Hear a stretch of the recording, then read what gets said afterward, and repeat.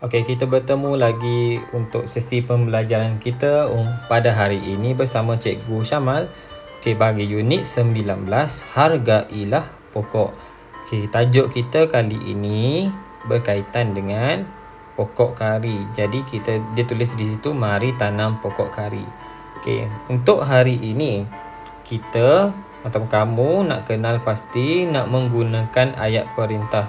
Sebelum kita pergi dengan lebih lanjut, cikgu nak kamu sedia dengan buku aktiviti kamu muka surat 51 dan muka surat 52. Okey, baiklah. Mari kita lihat apa objektif pembelajaran kita pada hari ini.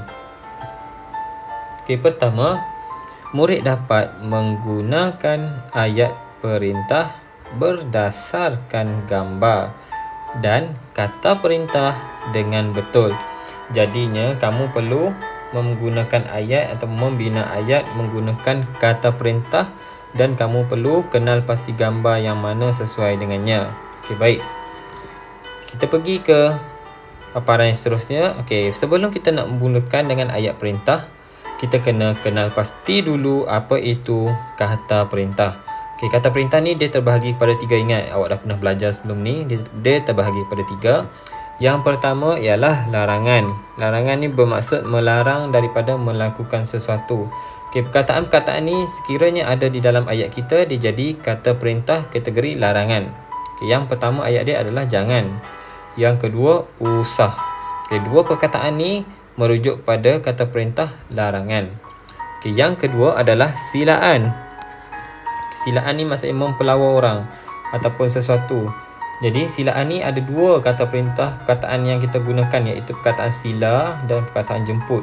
Bila ada kedua-dua perkataan ini, dia membawa maksud ayat perintah kategori dia adalah silaan, ayat silaan atau kata perintah silaan. Okey, yang ketiga. Okey, permintaan. Bila ada 3 perkataan ini, iaitu perkataan minta, perkataan tolong dan perkataan harap. Bila ada 3 perkataan ini, okey, dia merujuk kepada kata perintah di dalam kategori permintaan. Okey, baik. Okey, sekiranya kamu dah jelas dengan kata perintah berikut, jom kita tengok tugasan yang pertama kita. Okey, untuk tugasan yang pertama ini di muka surat 51. Okey, seperti paparan ini, okey, tajuk kita adalah mari tanam pokok kari. Okey, dia kata di sini, padankan gambar dengan ayat perintah yang sesuai, kemudian bina ayat. Okey, macam ini yang pertama dan yang kedua yang paling atas ni. Okey, awak baca dulu. Dia kata harap kamu bersihkan kawasan itu. Jadi awak kena suaikan mana yang menunjukkan gambar yang menunjukkan perbuatan bersihkan kawasan itu. Okey, yang kedua pula dia kata tolong tanam pokok kari itu. Yang mana gambar yang menunjukkan dia menanam pokok. Okey, ini awak suaikan. Okay, yang seterusnya dia ada 2 gambar.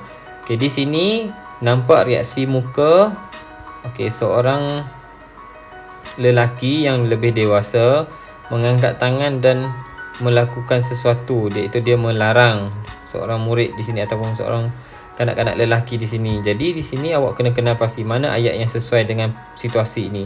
Situasi di atas ni, awak nampak dia ada letak baja, kemudian dia ada satu bekas yang dia pegang untuk dia ambil baja dan dia letakkan di pokok. Ini pokok kita panggil sebagai pokok kari sebab tajuk kita mari tanam pokok kari.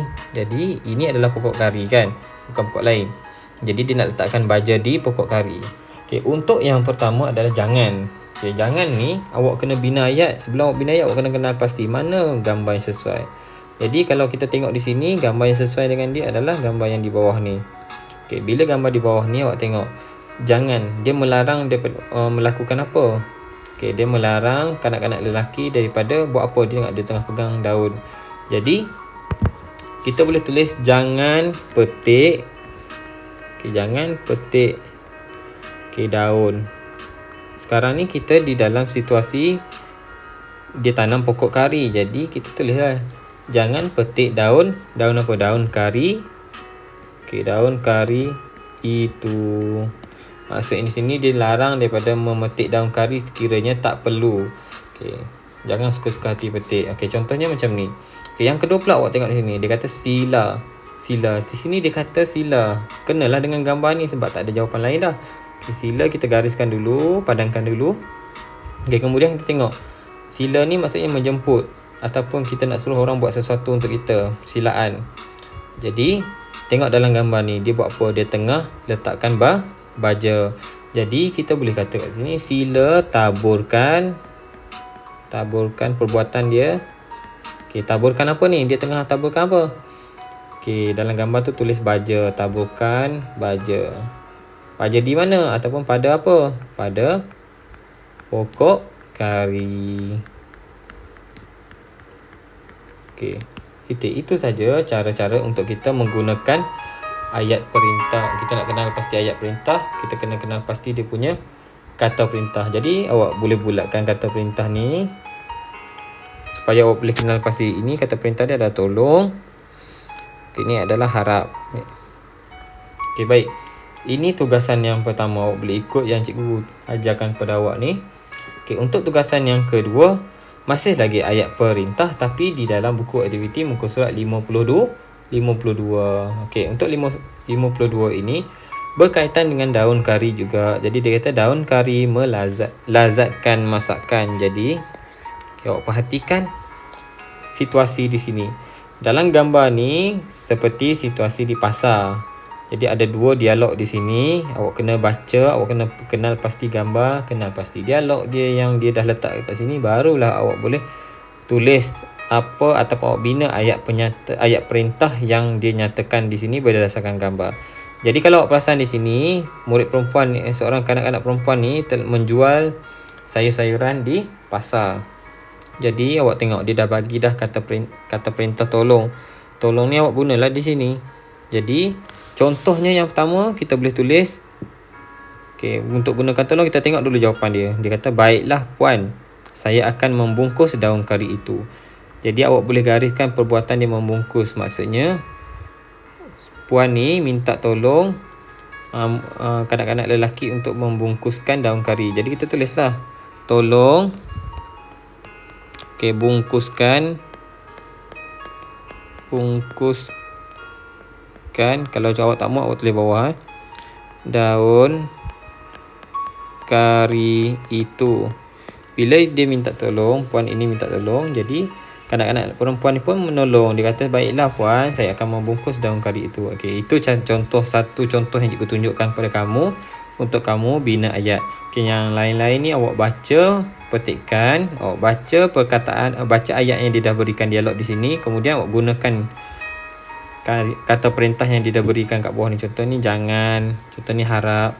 Okay, situasi nombor 2 dan nombor 3 ni berada di rumah. Awak tengok dia menyatakan baiklah emak, maksudnya dia berada di rumah. Okay, ni awak lakukan sendiri.